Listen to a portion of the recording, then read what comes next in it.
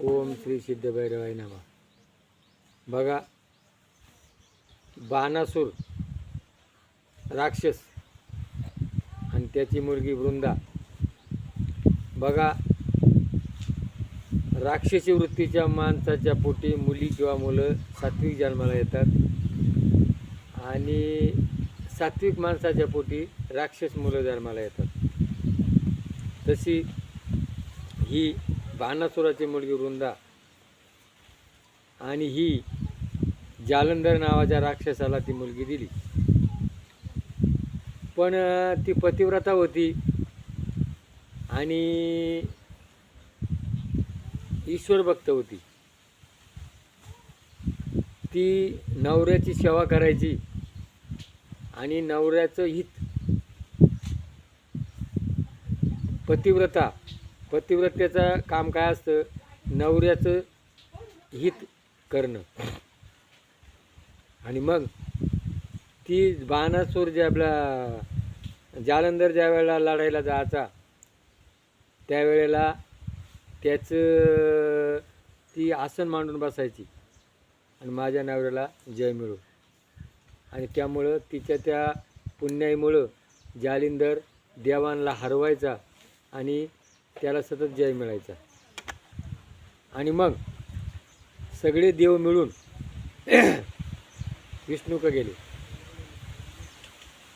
आणि विष्णूला सांगायला लागले का बघ, आता ही जी वृंदा आहे ना, तिचं पतिव्रत पण भंग करावं लागेल. आणि मग विष्णू काय तयार होईना, कारण लक्ष्मीचं आणि वृंदाचं संबंध होते. आणि मग देवांच्या आग्रह असतो विष्णूनं काय केलं, तो गेला. विष्णूनं जालिंदरचं रूप घेतलं, जाऊन अंगणात उभा राहिला, वृंदेला हाक मारली आणि ती जी आसन घालून बसली होती आणि मग ती आसन उठली आणि विष्णूनं तिला काय केलं, भोग दिला आणि तिचं पतिव्रत पण भंग झालं. आणि मग इकडं शंकराने त्या याला मारलं, जालिंदरला. ज्या वेळेला जालिंदरला मारल्यानंतर त्याचं मुंडकं तिच्या अंगणात पडलं. आणि मग मुंडकं अंगणात पडल्यानंतर ती हे मुंडकं इथं पडले आणि हा कोण? आणि मग विष्णूचं तिला कपट पण समजलं. आणि मग तिनं त्या विष्णूला शाप दिला का तू दगड होऊन पडशील. बघा, गंडकी नदीमध्ये जे दगड आहेत ते कोण आहे? सगळे शालिग्राम आहेत. आणि त्या शालिग्रामाचा जो दगड झालेला होता त्या दगडाची श्रीराम प्रभूचं मंदिर अयोध्येला जे आता झालं त्या अयोध्येच्या मंदिराची त्या शालिग्रामाचा मूर्ती कारागिरांना बनवली आणि ती रामप्रभूची मूर्ती आज त्या राम मंदिरामध्ये स्थापन केलेली आहे. आणि मग तिनं काय केलं, नवऱ्याबरोबर सती गेली आणि त्या सती गेलेल्या झाडामध्ये यानं लक्ष्मीनं काय लावलं, एक रोप लावलं आणि ते कोण? तुळस तयार झाली. आणि मग ती तुळस विष्णूंना वैकुंठात घेऊन गेला आणि मग तेव्हापासून आपल्या दारामध्ये तुळशी वृंदावन लावतो. आणि मग तिला देवानं आशीर्वाद दिला का म्हणे मी कृष्ण जन्मामध्ये तुझा स्वीकार करील. आणि मग कृष्ण जन्मात तिच्याशी लग्न लावलं आणि मग तेव्हापासून ही तुळशीचं लग्न आज आहे. मग ते तुळशीचं लग्न प्रत्येक ठिकाणी थाटामाटात लावलं जातं. ज्यावेळा तुळशीचं लग्न होईल तेव्हापासून पुढचे लग्नकार्य सुरू होतात.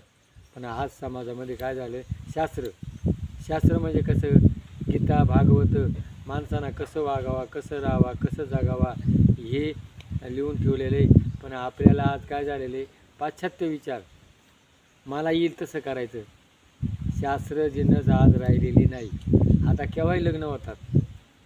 आता हे तुळशी विवाहाचं आज आहे, पण याच्या अगोदर लोकांचे लग्न झाले. लोक शास्त्र धरायला तयार नाही, कारण विनाशकाळ विपरीत बुद्धी. आज लोकांचा नाश होण्याचा वेळ आलेला आहे. त्यामुळे लोकांनी शास्त्र सोडून दिलं आहे. शास्त्र काही नाही. खा प्या मजा करा एन्जॉय. म्हणून आज तुळशीचं लग्न हे भगवंताने त्याला स्वीकार केलेला आहे. आणि आपल्या वारकरी संप्रदायाचं मेन म्हणजे काय, तुळशीची माळ गळ्यात घालतो. आणि मग तुळशीचा वृंदा ही कोण होती, पतिव्रत होती, मग तिनं नवऱ्याला काने बदलवलं. रावणाची मंदोदरी होती, तिनं नवऱ्याला काने बदलवलं. पण तुळशीनं जरी नाही बदलवलं, पण त्याचा आयुर्वेदिक गुणधर्म आहे. तुळशीचे जर स्वीकार केला तर ते हृदयविकार शरीराचे, त्याच्यात वजन व्हायचं प्रमाण जास्त आहे. तुळस, वड, पिंपळ, उंबर आणि चाफा ह्या वस्तूमध्ये वजन व्हायचं प्रमाण जास्त आहे. म्हणून ज्या टायमाला आपल्या महिला हे देवाची पूजा करतात, हरताळका, ऋषीपंचमी याच्या पूजेला टायमाला या 5 झाडाची पानं असतात. त्याला स्पर्श लागला की त्याच्यातून आरोग्य प्राप्त होतं. म्हणून तुळशीमध्ये आरोग्य धनसंपदा म्हणून तुळशीचा वापर केला जातो. तुळशीची माळ गळ्यात घातली जाते. तुळशीचा स्पर्श शरीराला लागल्यानंतर त्याचे अनेक फायदे होतात. तुळस ही धार्मिक आहे आणि आयुर्वेदिक आहे. असं आजच्या दिवशी आपण तुळशीचं लग्न मोठ्या थाटामाटात लावू आणि आपण ही भगवंताचं स्मरण करू. ज्यावेळेला तुळशीला आपण पूजा करतो तेव्हा विष्णूला आनंद होतो. आणि मग हा व्हिडिओ जर आपला आवडला असेल तर याला क्लिक करा. जय भैरवनाथ महाराज की जय.